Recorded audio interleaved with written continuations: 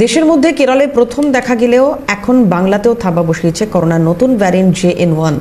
বাংলায় নতুন করে 8 জন আক্রান্ত এই JN1 এই মুহূর্তে JN1 আক্রান্তের মোট সংখ্যা 10 জন। কপালে চিন্তার ভাঁজ স্বাস্থ্য দপ্তরে। কি সতর্ক বার্তা দিচ্ছেন বিশেষজ্ঞরা?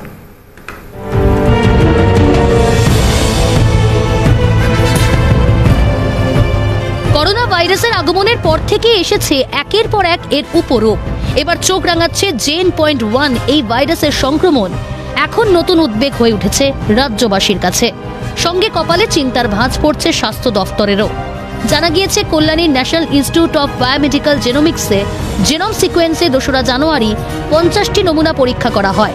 তার মধ্যে JN.1 পজিটিভ 8 নমুনা। সব মিলিয়ে এই নিয়ে বাংলাদেশ JN.1 আক্রান্তের সংখ্যা দাঁড়ালো 10-এ। করোনার নতুন ভ্যারিয়েন্ট JN.1 এর সংক্রমণ নিয়ে চিন্তিত বিশেষজ্ঞরাও। তাদের মত, সতর্ক থাকতে হবে, ভিড় এড়াতে হবে, পরতে হবে মাস্ক। আরো কি জানালেন শুনুন ডক্টর সুকুমার মুখোপাধ্যায়ের মত। আবার ওমিক্রনের সাব ভ্যারিয়েন্ট JN1 সেটা কেরালায় শুরু হয়েছিল, এখন পশ্চিমবঙ্গে এসে গেছে।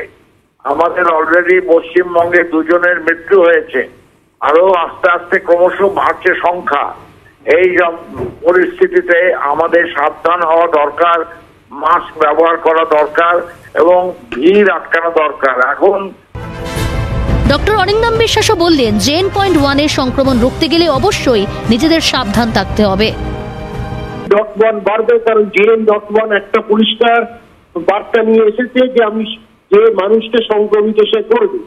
সুতরাং আমাদেরকে আটকাতে গেলে জনসমাগম থেকে দূরে আবার নতুন করে মাস্ক পরিহিত হয়ে বেরোনোটাই সবচেয়ে শ্রেয়। আর তৃতীয়ত হচ্ছে আমাদের হাত আমাদের ভবিষ্যৎ।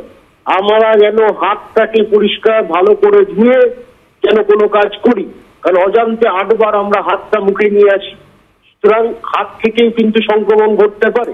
এই বিষয়গুলো মাথায় রাখলে JN.1 কে আটকানো সম্ভব, প্রতিহত করা সম্ভব। আর JN.1 মারণ নয়, বিপর্যয় ঘটাবে না এটা স্পষ্ট, কিন্তু সংক্রমিত করবে এটাও আবার প্রশ্ন। সব মিলিয়ে আবার নতুন করে মাথাচাড়া দিচ্ছে রাজ্যের করোনা পরিস্থিতি। এখন দেখার রাজ্যে করোনা পরিস্থিতি আগামী দিনে নিয়ন্ত্রণ রাখতে কি ব্যবস্থা গ্রহণ করে স্বাস্থ্য দফতর। অয়ন শর্মার রিপোর্ট, ক্যালকাটা নিউজ।